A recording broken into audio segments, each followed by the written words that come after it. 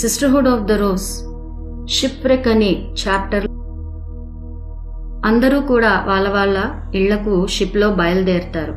Raven షిప్లో ఈ sisterhood of the rose కి సంబంధించిన 12 మంది ఉమెన్, కొంతమంది సైనికులు అందరూ కూడా హోమ్ల్యాండ్ కి బయలుదేరుతారు.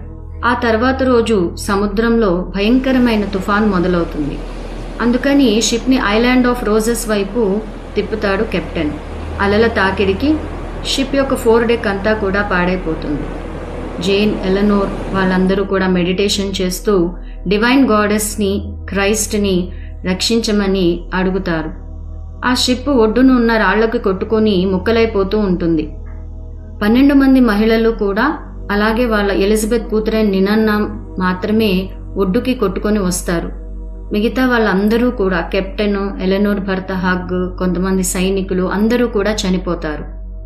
ఆహారము, బట్టలు, బుక్స్ ఉన్న పెద్ద పెద్ద వుడెన్ బాక్సెస్ అవన్నీ కూడా ఒడ్డు కొట్టుకు వస్తూ ఉంటాయి. అసలు వాళ్ళు ఎక్కడ ఉన్నారో కూడా వాళ్ళు గుర్తించలేకపోతారు. ఎందుకంటే 3 రోజుల పాటు ఆ తుఫాన్ అనేది చాలా భయంకరంగా కొనసాగుతుంది.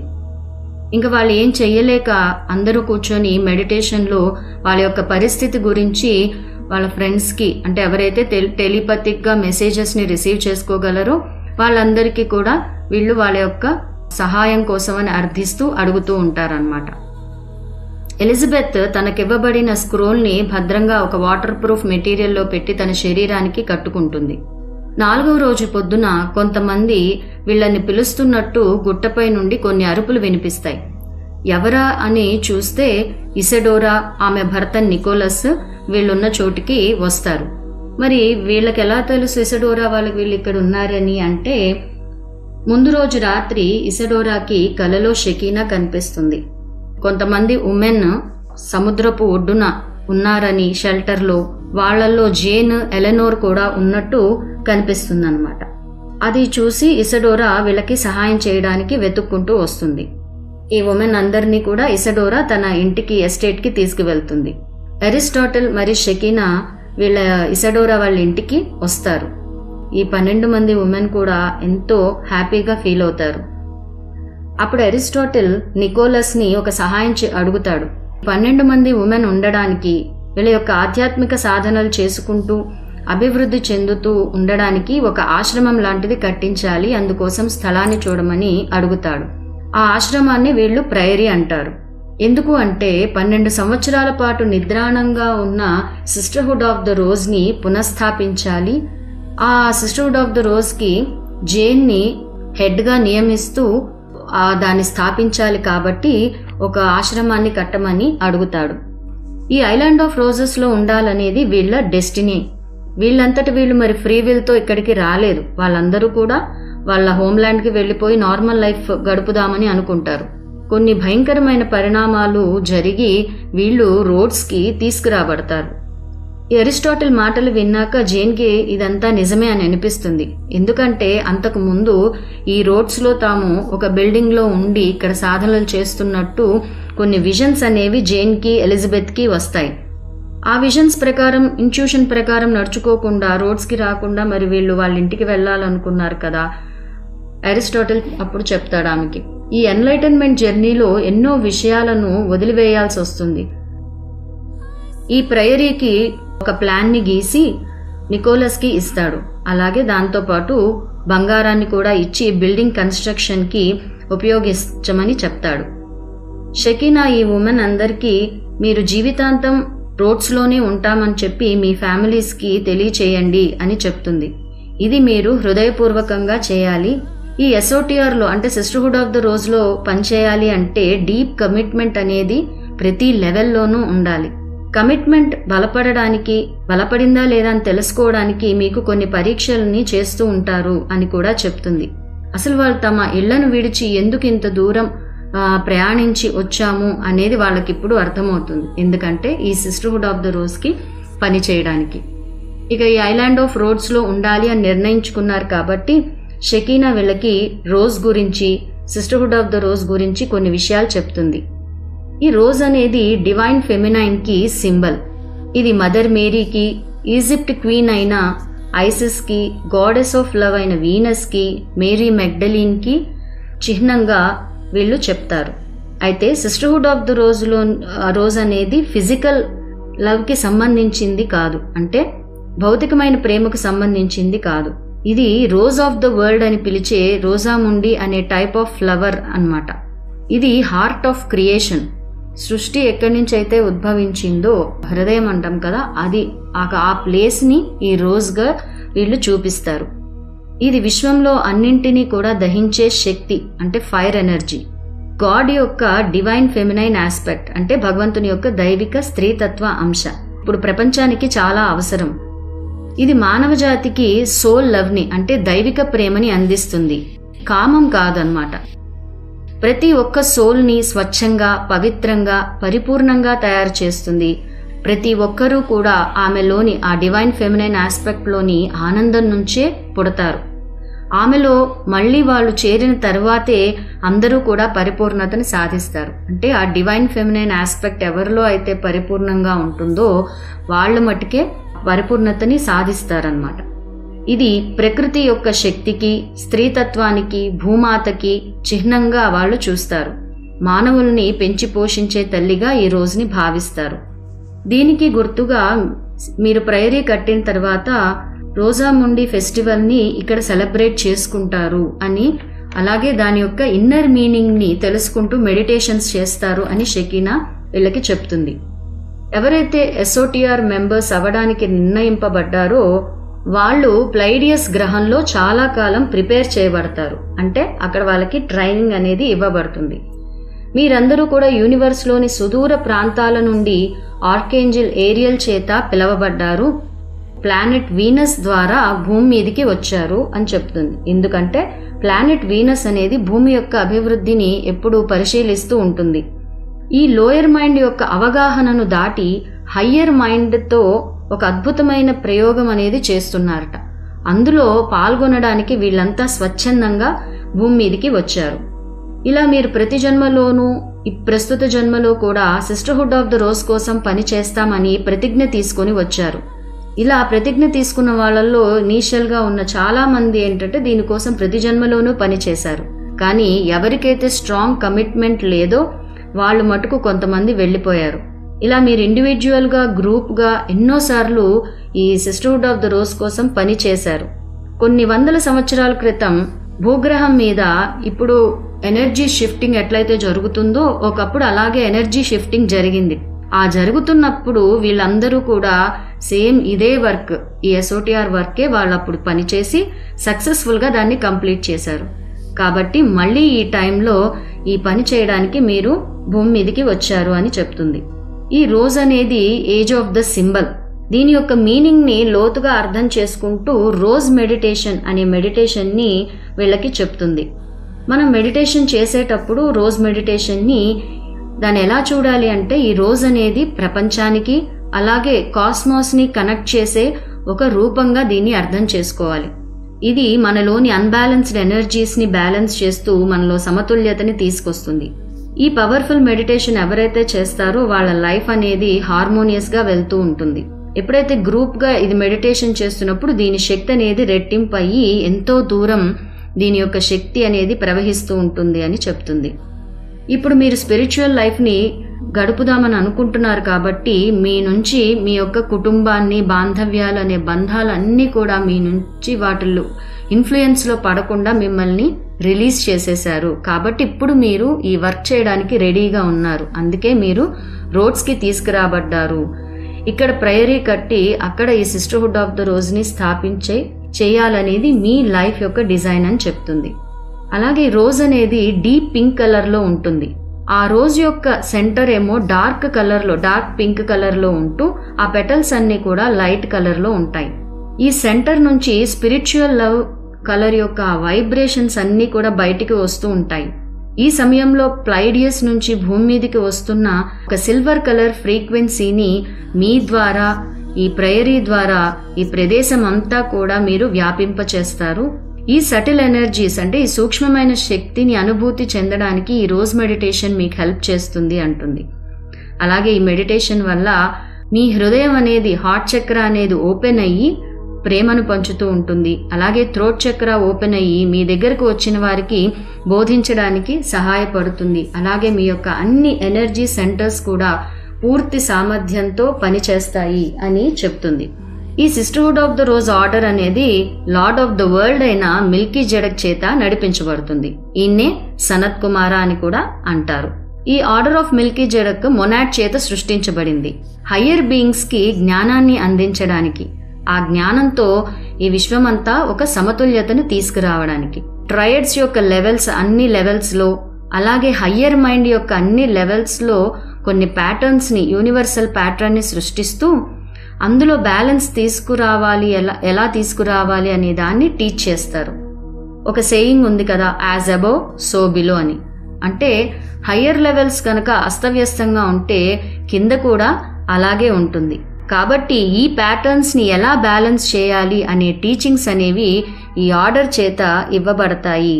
అలాగే ఈ సటిల్ టీచింగ్స్ ని అందుకోవాలంటే మనం బ్రెత్ ని, అంటే శ్వాసని, శబ్దాన్ని, అలాగే ఫామ్ రూపాన్ని చాలా సూక్ష్మ దృష్టితో అందుకోవాల్సి ఉంటుంది. మనం ఈ ట్రయడ్స్ లెవెల్స్ ని, అలాగే హయ్యర్ మైండ్స్ ని మనం ఆర్బిటి చేసిన వాళ్ళకి వీటి గురించి తెలుస్తుంది.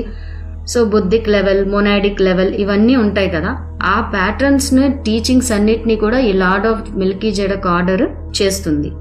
ఇది ఎమోషనల్ బాడీ కన్నా కూడా హయ్యర్ లెవెల్స్ లో ఈ వర్క్ అనేది జరుగుతుంది. ఈ కాన్సెప్ట్ ని అర్థం చేసుకోవడానికి కొంత డిటాచ్మెంట్ అనేది అవసరం అవుతుంది. మనం ఈ భౌతిక శరీరం మటుకే కాదు, నా శరీరము, నా మైండ్ అనే అటాచ్మెంట్స్ నుంచి మనం డిటాచ్ అవ్వాల్సి ఉంటుందని చెప్తుంది. ఈ రోజు మీద మెడిటేషన్ రెగ్యులర్ గా చేస్తూ ఉంటే మీ అవగాహన, జ్ఞానం అన్ని విధాలుగా వికసిస్తాయి అంటుంది.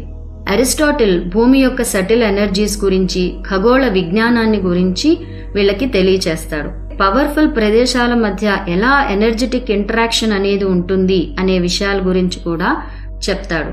అరిస్టాటిల్ షెకీనా ఒక 6 ఉమెన్ ని తీసుకొని, అంటే జేన్, ఎలెనోర్, ఎలిజబెత్ ని వీళ్ళందరినీ కూడా తీసుకొని వాళ్ళ ఇంటికి ఒక రిట్రీట్ కోసం అని చెప్పి వెళ్తారు. అక్కడ వీళ్ళందరికీ కూడా ట్రైనింగ్ ని టీచింగ్స్ ద్వారా, ప్రాక్టికల్ సెషన్స్ ద్వారా ఇస్తూ ఉంటారు. ఆ వెళుతున్న దారిలో ఒక ప్లేస్ కి తీసుకువెళ్తారు అరిస్టాటిల్. జేన్ ఆశ్చర్యంతో ఆ ప్లేస్ ని చూస్తూ ఇది తన విజన్ లో వచ్చిన ప్లేస్ గా గుర్తిస్తుంది. అక్కడ నేను ఒక బిల్డింగ్ ని కూడా చూశాను, అది ఒక 7 పెటల్స్ ఉన్న పెద్ద ఫ్లవర్ ఆకారంలో ఉంది, మరి ఇక్కడ అది లేదేంటి అని అడుగుతుంది. అప్పుడు అరిస్టాటిల్ ప్రయరీ కోసం గీసిన బిల్డింగ్ ప్లాన్ ని జేన్ కి చూపిస్తాడు. అది చూసి అచ్చం తన విజన్ లో వచ్చినదిగా ఉంది అని చూసి ఆనందిస్తుంది. అదే ఈ sisterhood of the rose building. ఇంటిలో అరిస్టాటిల్ వాళ్ళ ఇంట్లో వీళ్ళంతా ట్రైనింగ్ తీసుకుంటున్న టైంలో నిక్సీకి ఒక డ్రీమ్ వస్తుంది. అది షెకీనాకి చెప్తుంది. ఈ 12 మంది సిస్టర్హుడ్ ఆఫ్ ద రోజ్ సభ్యులు ఈ భూమి మీద వేరే ప్రదేశాల్లో ఉన్న, అంటే ఇంకా అవేకెన్ కాని వాళ్ళు ఎవరైతే ఉన్నారో వాళ్ళకి, అలాగే యూనివర్స్ లో వేరే ప్లానటరీ సిస్టమ్స్ లో భూమి కోసం పనిచేస్తున్న వాళ్ళకి మధ్య వారధిగా, ఒక లైఫ్ స్ట్రీమ్ కనెక్షన్ గా ఉన్నారట. వీళ్ళ ద్వారా ఆ జ్ఞానం, విజ్ఞానం అనేది వేరే ప్లానటరీ సిస్టమ్స్ లో ఉన్న వాళ్ళ నుంచి ఇక్కడ ఇంకా అవేకన్ కాకుండా నిద్రాణంగా ఉన్న వాళ్ళకి అందుతోంది. మిగతా ప్లానెట్స్ లో కన్నా భూమి మీద పరిస్థితులు చాలా కష్టంగా ఉన్నాయి అని ఆ డ్రీమ్ లో వస్తుందిట.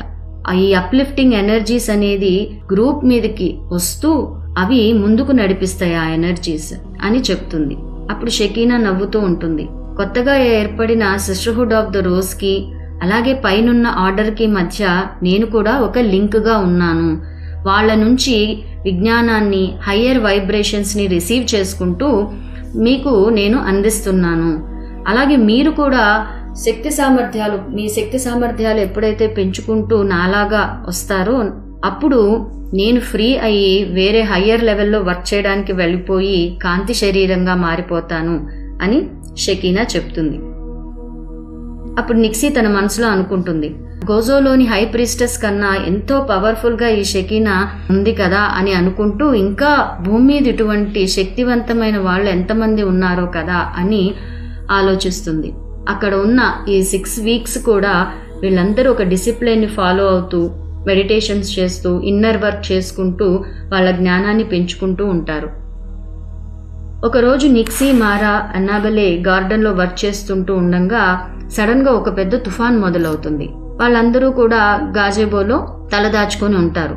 సడన్ గా లైబ్రరీ వైపు నుంచి కొన్ని సౌండ్స్ వినిపిస్తాయి. ఆ సౌండ్స్ వినడానికి ప్రశాంతంగానే ఉన్నా కూడా అది మానవుల భాష కాదు, జంతువుల భాష కాదు. ఏంజల్స్ ఏమన్నా పాడుతున్నారా అని అనుకుంటారు. తుఫాన్ ఆగిపోయాక ఆ లైబ్రరీ దగ్గరికి వెళ్లి చూస్తే అక్కడ షకీనా, జేన్, ఎలిజబెత్ ఉంటారు. తుఫాన్ వచ్చినప్పుడు ఈ ముగ్గురు కూడా లార్డ్ ఆఫ్ స్టార్మ్ కి ట్యూన్ అయ్యి ఒక సాంగ్ ని పాడుతూ ఆ తుఫానుని చెదరగొడతారు. అంటే ఆ తుఫాన్ని వెళ్లిపోయేటట్టు చేస్తారు. షకీనా జేన్ కి, ఎలిజబెత్ కి ఇది ఎలా చేయాలనేది ప్రాక్టికల్ గా నేర్పిస్తుంది. షకీనా ఇలా చెప్తుంది, చాలా ఏళ్ల కిందట మానవ జాతి నేచర్ తోనూ అలాగే ఎర్త్ యొక్క ఎనర్జీస్ తోనూ మమేకమై జీవిస్తూ ఉన్నప్పుడు ఇటువంటి సాంగ్స్ ప్రజలందరికీ కూడా తెలిసేదిట. అంటే వాళ్ళకన్నీ ఇటువంటి మీద అవగాహన ఉండేవి. కానీ యుద్ధాలు, మతాల యొక్క బ్రెయిన్ వాష్ వల్ల ఇవన్నీ కూడా ఇప్పుడు అంతరించిపోయాయి అంటుంది. కొన్ని రోజుల తర్వాత జాన్జానీ అనే ఒక మాస్టర్ అరిస్టాటిల్ వాళ్ళ ఇంటికి వస్తాడు. అతడు స్టార్ టెంపుల్స్, అద్భుతమైన స్ట్రక్చర్స్ ని కట్టడంలో చాలా ప్రావీణ్యం సంపాదించాడు. క్రిస్టల్ స్టోన్స్ వల్ల, మెటల్ యొక్క వైబ్రేషన్స్ వల్ల ఎలా ఒక ప్రదేశం శక్తివంతంగా అవుతుంది అనే విషయాలని వివరించి చెప్తాడు. అటువంటి శక్తివంతమైన ప్రదేశాలలోనే టెంపుల్స్, చర్చెస్ అనేది పూర్వకాలం ఏర్పడ్డాయి. అవే తీర్థక్షేత్రాలుగా, టీచింగ్ కి, లెర్నింగ్ స్కూల్స్ గా ఏర్పడ్డాయి. ఇప్పుడు ఈ సిస్టర్హుడ్ ఆఫ్ ద రోజ్ ఎక్కడైతే కట్టబడుతుందో ఆ ప్రదేశం కూడా అటువంటి పవర్ఫుల్ ప్రదేశం అని. గీజాలో ఉన్న గ్రేట్ పిరమిడ్, స్టోన్ హెంజ్, అలాగే జెరూసలం, ఇండియాలోని కొన్ని ప్రదేశాలు, గోబీ డెజర్ట్ లోని శంబాలా, మౌంట్ కైలాష్ వంటి వరల్డ్ స్పిరిచువల్ సెంటర్స్ అన్ని ఏవైతే ఉన్నాయో అవన్నీ కూడా కొన్ని ఎనర్జీ లే లైన్స్ మీద ఉన్నాయి. అవన్నీ కూడా లింక్ చేయబడి ఉన్నాయి అనే విషయాలను గురించి కూడా చెప్తాడు. వీటిల్ని మనం అక్కడ మెడిటేషన్ చేసినప్పుడు అనుభూతి చెందవచ్చు. అలాగే హయ్యర్ రిలమ్స్ కి కూడా మనం కనెక్ట్ అవ్వచ్చు అని చెప్తాడు. తాజ్ మహల్ మనందరికీ తెలుసు కదా, దాన్ని ఆక్టోగోనల్ షేప్ లో నిర్మించారు. అది M87 గెలాక్సీ నుంచి ఈ ఎర్త్ మీదకి కావాల్సిన లవ్ ఎనర్జీస్ ని యాంకర్ చేస్తూ ఉంటుంది. ఇంకా చైనా నుంచి వెంగ్సు అనే మాస్టర్ కూడా వచ్చి సెలెస్టియల్ ఎనర్జీస్ ని మన శరీరం ద్వారా రిసీవ్ చేసుకుని ఒక ప్రదేశంలో ఆ చుట్టుపక్కల అంతా ఎలా ట్రాన్స్మిట్ చేయాలి, ఎలా వ్యాపింప చేయాలనే విషయాలని, అలాగే రే ఆఫ్ లవ్ గురించి, రే ఆఫ్ లైట్ గురించి, వీటన్నింటి గురించి కూడా వాళ్ళకి ఎలా యాంకర్ చేయాలనే విషయాల్ని చెప్తాడు. ఈ 6 వారాలు వాళ్ళు కంప్లీట్ చేసుకొని ఒక రోజు రాత్రి అందరూ కూడా మెడిటేషన్ లో కూర్చుంటారు. అరిస్టాటిల్ ఫ్లూట్ వాయిస్తూ ఉంటే షకీనా పాట పాడుతూ ఉంటుంది. వీళ్ళందరూ కూడా, ఈ ఉమెన్ అందరూ కూడా ఒక అన్కాన్షియస్ స్టేట్ కి వెళ్ళిపోతారు. ఆ అన్కాన్షియస్ స్టేట్ కి వెళ్ళిపోయి అక్కడ వాళ్ళ యొక్క కాన్షియస్నెస్ అనేది యూనివర్స్ యొక్క బౌండరీస్ దాటి అదర్ డైమెన్షన్స్ లోకి ప్రయాణిస్తూ వెరీ బిగినింగ్ క్రియేటర్ ఎక్కడైతే ఉన్నారో అక్కడికి వెళ్తుంది వీళ్ళ కాన్షియస్నెస్. అక్కడ ఎన్నో ఆత్మలు ఒక కాంతి బిందువుల్లాగా సృష్టికర్త యొక్క హృదయం నుండి వస్తూ ఉంటాయి, ప్రయాణం చేస్తూ ఉంటాయి. అవన్నీ కూడా ఒక సపరేషన్ ఫీలింగ్ ని పొందుతూ బాధతో ఉంటాయట. అంటే సృష్టికర్త నుంచి బయటికి వచ్చామనే బాధతో. కానీ అలా ప్రయాణిస్తున్నప్పుడు వాళ్ళకి అర్థమవుతుందట, ఈ సృష్టిని మెరుగుపరచడానికి, అలాగే నెక్స్ట్ లెవెల్ కి తీసుకువెళ్ళడానికి వాళ్ళు ఈ సాహసయాత్రకి బయలుదేరామని అనుకుంటూ ఉంటాయి. అలా ఎంతో దూరం సృష్టిలోకి ప్రయాణం చేసిన తరువాత వాళ్ళకి అర్థమవుతుంది, ఈ సృష్టికర్త మనల్ని ఎప్పుడు ప్రేమతో మనల్ని చూస్తూనే ఉన్నారు. మన అనుభవాల్ని పొందుతూ ఈ అనుభవాల యొక్క జ్ఞానం అంతా కూడా సృష్టికర్తకే అందిస్తున్నాము అని వాళ్ళు తెలుసుకుంటారు. ఈ ఆత్మల యొక్క అనుభవాలన్నీ సృష్టికర్తకు వెళుతూ ఆ సృష్టికర్త కూడా పరిణామం చెందుతూ ఎవాల్వ్ అవుతూ ఉంటాడు. ఇలా ఎన్నో సార్లు సృష్టికర్త సృష్టించడము, అలాగే మళ్ళీ తనలో విలీనం చేసుకునేది అనేది జరిగిందిట. ఇప్పటి నుంచి 1000 సంవత్సరాల దాకా మటుకు ఈ సృష్టి అనేది విస్తరణ కొనసాగి ఒక పీక్ స్టేట్ కి చేరుకున్న తర్వాత మళ్ళీ కాంట్రాక్ట్ అనేది అవుతుంది. ఇప్పుడు మనం ఈ దశలోనే ఉన్నాం. కాంట్రాక్ట్ అవుతూ ఉంది యూనివర్స్. అంటే ఈ ఆత్మలన్నీ కూడా కాంట్రాక్ట్ అయినప్పుడు మళ్ళీ సృష్టికర్త దగ్గరికి రిటర్న్ జర్నీ అనేది చేస్తూ ఉంటాయి. కొంతమంది ఇది గుర్తించి ఈ రిటర్న్ జర్నీకి వెళ్ళిపోతారు. కానీ కొన్ని ఆత్మలు ఇక్కడే ఉండిపోతూ ఇదే తమ డెస్టినీ అనుకొని ఈ యూనివర్స్ లోనే ఉండిపోయి రిటర్న్ జర్నీ అనేది చేయడం మర్చిపోతాయి. అలా అవేకన్ కాకుండా ఎవరైతే ఉంటారో వాళ్ళందరినీ కూడా అవేకన్ చేయడానికే ఈ సిస్టర్హుడ్ ఆఫ్ ద రోజ్ అనేది ఏర్పడింది. అదే దీనికి కారణం. ఆ విధంగా వీళ్ళంతా మెడిటేషన్ చేసిన తర్వాత వాళ్ళని ఒక కాంతి అనేది మొత్తం కప్పివేస్తుందిట. ఈ విధంగా వాళ్ళు 6 వారాలు కూడా కంప్లీట్ చేసుకొని అందరూ మళ్ళీ నికోలస్ వాళ్ళ ఇంటికి వచ్చేస్తారు. అక్కడ నికోలస్ వీళ్ళందరినీ కూడా ఎక్కడైతే ప్రైరీ కట్టబడుతుందో అక్కడ ఆ బిల్డింగ్ దగ్గరికి తీసుకుని వెళ్తారు. మంచి స్టెయిన్డ్ గ్లాస్ విండోస్తో అదంతా డెకరేట్ చేయబడుతుంది. అలాగే గ్లాస్తో చేసిన రోజెస్, రెయిన్బోస్ అవన్నీ కూడా ఆ బిల్డింగ్ మీద డెకరేట్ చేయబడుతుంది. ఆ ఎంట్రన్స్ దగ్గర ఇలా రాసి పెట్టి ఉంటుందన్నమాట. A rose does not preach, it simply spreads its fragrance అని ఉంటుంది. అంటే ఏంటి? రోజ్ ఏది కూడా బోధించదు, అది తన యొక్క సుగంధాన్ని అలా పంచుతూ ఉంటుంది, అదే దాని బోధన అని చెప్పి రాసి ఉంటుంది. అరిస్టాటిల్ షకీనా ఈ 12 మంది ఉమెన్ చేత గైడెడ్ మెడిటేషన్ చేయిస్తారు. ధ్యానంలో వాళ్ళందరూ కూడా కాస్మిక్ ఎనర్జీస్ని, ఎర్త్ ఎనర్జీస్ని యాంకర్ చేస్తూ వాళ్ళ హార్ట్ చక్ర ద్వారా ఆ ఎనర్జీస్ని ఆ చుట్టూ స్ప్రెడ్ చేస్తారు. ఈ విధంగా వాళ్ళు ఫస్ట్ రే ఆఫ్ లవ్ని ఆ ప్రదేశంలో యాంకర్ చేస్తారు. 6 ఉమెన్ ఎవరైతే ట్రైనింగ్ తీసుకోలేదో వాళ్ళందరినీ కూడా అరిస్టాటిల్ షకీనా వాళ్ళతో పాటు తీసుకెళ్తారు. జేన్ కూడా ఈ ఎస్ఓటిఆర్కి హెడ్ కాబట్టి తను కూడా వెళ్తుంది.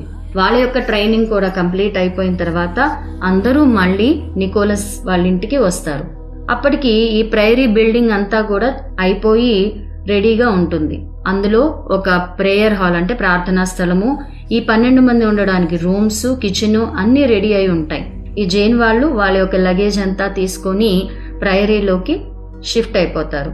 జైన్ ఆనందంతో తన యొక్క విజన్ పూర్తి అయినందుకు, లైఫ్ పర్పస్ ఏదైతే ఉందో జీవిత ఉద్దేశం అది మొత్తం కంప్లీట్ అయినందుకు చాలా ఆనందపడుతుంది. జీవితాంతం ఇక్కడే నేను ఉండిపోతాను అని అనుకుంటుంది. అందరూ కలిసి థ్యాంక్ గివింగ్ మెడిటేషన్ అనేది చేస్తారు. అన్ని లెవెల్స్లో ఎవరైతే ఈ ఎస్ఓటిఆర్ నిర్మింపబడటానికి కారణమయ్యారో వాళ్ళందరికీ కూడా అన్ని లెవెల్స్లోని జీవులకు కృతజ్ఞతలు చెప్పుకుంటారు.